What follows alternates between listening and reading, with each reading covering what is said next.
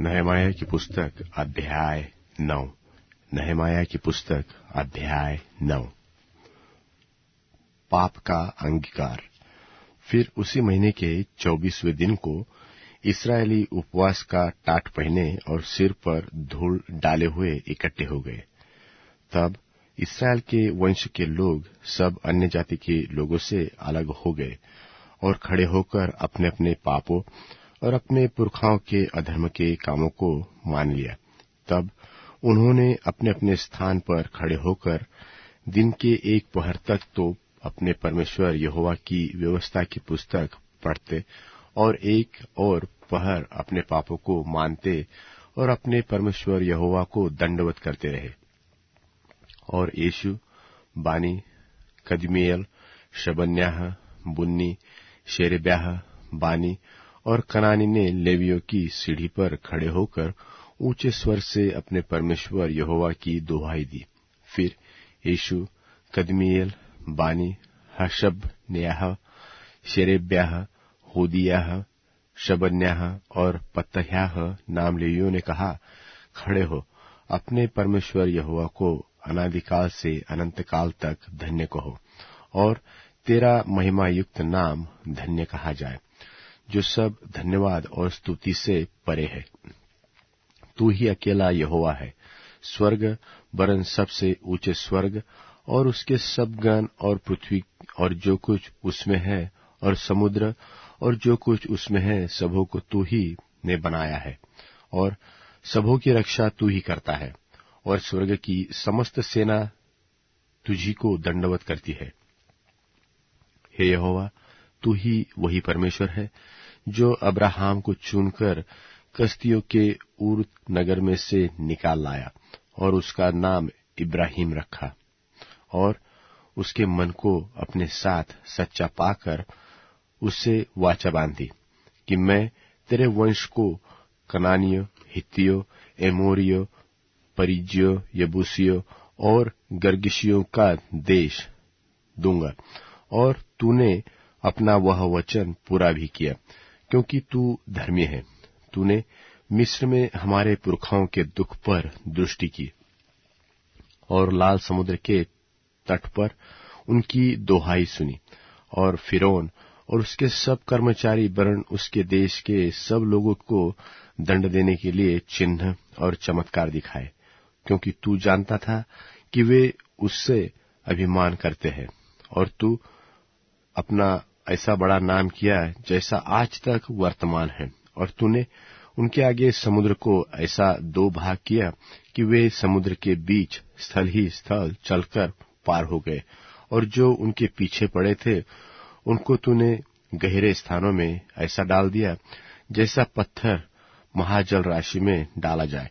फिर तूने दिन को बादल के खंभे में होकर और रात को आग के खंभे में होकर उनकी अगुवाई की कि जिस मार्ग पर उन्हें चलना था उसमें उनको उजियाला मिले।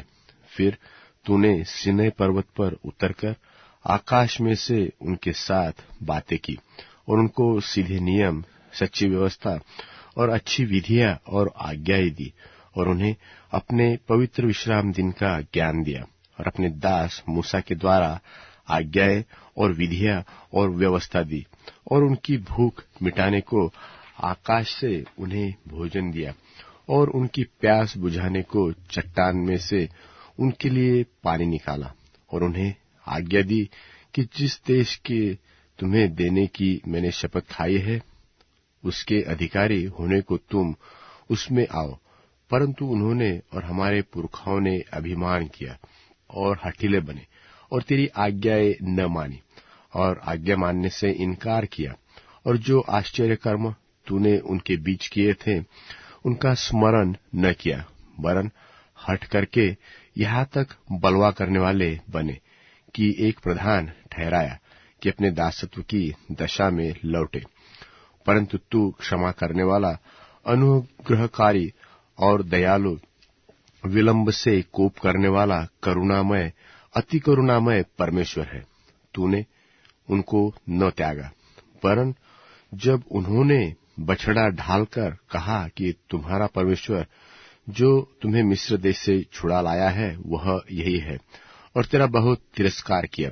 तब भी तू जो अति दयालु है उनको जंगल में न त्यागा, न तो दिन को अगुवाई करने वाला बादल का खंबा उन पर से हटा, और न रात को उजियाला देने वाला और उनका मार्ग दिखाने वाला आग का खंबा, वरन तूने उन्हें समझाने के लिए अपने आत्मा को जो भला है दिया, और अपना मान उन्हें खिलाना न छोड़ा, और उनकी प्यास बुझाने को पानी देता रहा।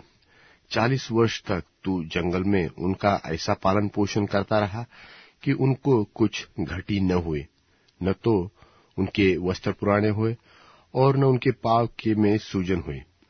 फिर तूने राज्य राज्य और देश देश के लोगों को उनके वश में कर दिया, और दिशा दिशा में उनको बांट दिया। यो वे हेशबोन के राजा सिहोन और बाशान के राजा ओग दोनों के देशों में अधिकारी हो गए। फिर तूने उनकी संतान को आकाश के तारों के समान बढ़ाकर उन्हें उस देश में पहुंचा दिया, जिसके विषय तूने उनके पूर्वजों से कहा था कि वे उसमें जाकर उसके अधिकारी हो जाएंगे। यह संतान जाकर उसकी अधिकारीन हो गई, और तूने उनके द्वारा देश के निवासी कनानियों को दबाया, और राजाओं और देश के लोगों समेत उनको उनके हाथ में कर दिया कि वे उनसे जो चाहे सो करें। और उन्होंने गढ़वाले नगर और उपजाऊ भूमियां ले ली, और सब भांति भांति की अच्छी अच्छी वस्तुओं से भरे हुए घरों के और खुदे हुए हौदों के और दाख और जलपाई बारियों के और खाने के फल वाले बहुत से वृक्षों के अधिकारी हो गए। वे उसे खाकर तृप्त हुए और हष्टपुष्ट हो गए, और तेरी बड़ी भलाई के कारण सुख भोगते रहे। परंतु वे तुझसे फिरकर बलवा करने वाले बन गए और तेरी व्यवस्था को त्याग दिया, और तेरे जो नबी तेरी ओर उन्हें फेरने के लिए उनको चिताते रहे, उनको उन्होंने घात किया और तेरा बहुत तिरस्कार किया। इस कारण तूने उनको उनके शत्रुओं के हाथ में कर दिया, और उन्होंने उनको संकट में डाला। तो भी जब जब वे संकट में पड़कर तेरी दोहाई देते रहे, तब तब तूने स्वर्ग से उनकी सुनी, और तू जो अति दयालु है इसलिए उनको छुड़ाने वाले को भेजता रहा और उनको शत्रुओं के हाथों से छुड़ाता रहा। परंतु जब जब उनको चैन मिला, तब वे फिर तेरे सामने बुराई करते थे। इस कारण तू उनको शत्रुओं के हाथ में कर देता था, और वे उन पर प्रभुता करते थे। तो भी जब वे फिरकर तेरी दोहाई देते, तब तू स्वर्ग से उनकी सुनता, और तू जो दयालु है इसलिए बार बार उनको छुड़ाता और उनको चिताता था कि उनको फिर अपनी व्यवस्था के अधीन कर दे। परंतु वे अभिमान करते रहे और तेरी आज्ञाएं नहीं मानते थे, और तेरे नियम जिनको यदि मनुष्य माने तो उनके कारण जीवित रहे, उनके विरुद्ध पाप करते और हट करके अपना कंधा हटाते और न सुनते। तू तो बहुत वर्ष तक उनकी सहता रहा और अपने आत्मा से नबियों के द्वारा उन्हें चिताता रहा, परंतु वे कान नहीं लगाते थे। इसलिए तूने उन्हें देश देश के लोगों के हाथ में कर दिया। तो भी तूने जो अति दयालु है उनका अंत नहीं कर डाला और उनको त्याग दिया, क्योंकि तू अनुग्रहकारी और दयालु परमेश्वर है। अब तो हे हमारे परमेश्वर, हे महान पराक्रमी भय योग्य परमेश्वर, जो अपनी वाचा पालता और करुणा करता है, जो बड़ा कष्ट अश्शूर के राजाओं के दिनों से ले आज के दिन तक हमें और हमारे राजाओं, हकीमों, याजकों, नबियों, पुरखों वरन तेरी समस्त प्रजा को भोगना पड़ा है, वह तेरी दृष्टि में थोड़ा न ठहरे। तो भी जो कुछ हम पर बीता है उसके विषय तू तो धर्मी है, तूने तो सच्चाई से काम किया है। परंतु हमने दुष्टता की है, और हमारे राजाओं और हकीमों, याजकों और पुरखाओं ने न तो तेरी व्यवस्था को माना है और न तेरी आज्ञाओं को और चितौनियों की ओर ध्यान दिया है, जिनसे तूने उनको चिताया था। उन्होंने अपने राज में और इस बड़े कल्याण के समय जो तूने उन्हें दिया था, और इस लंबे चौड़े और उपजाऊ देश में तेरी सेवा करनी नहीं की और न अपने बुरे कामों से पश्चाताप किया। हम आजकल दास है, जो देश तूने हमारे पितरों को दिया था कि उनकी उत्तम उपज खाए, इसी में हम दास है।